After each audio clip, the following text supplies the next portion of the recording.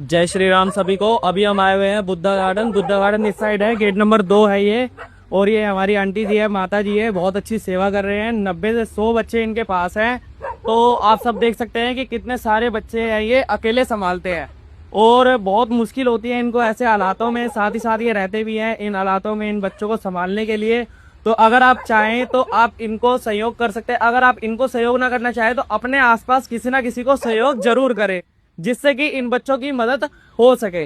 तो मैं आंटी जी को प्रणाम करता हूँ, बहुत इनका धन्यवाद करते हैं कि ये ऐसी सेवा करते हैं। तो आंटी जी, आप कब से काम कर रहे हैं यहाँ पर? 22 साल हो गए। 22 साल आंटी जी को हो चुके हैं। तो बहुत अच्छा लग रहा है आंटी जी के पास हम आए। जितना हमारे से सामर्थ्य बना हम छोटी सी सेवा लेकर के आए।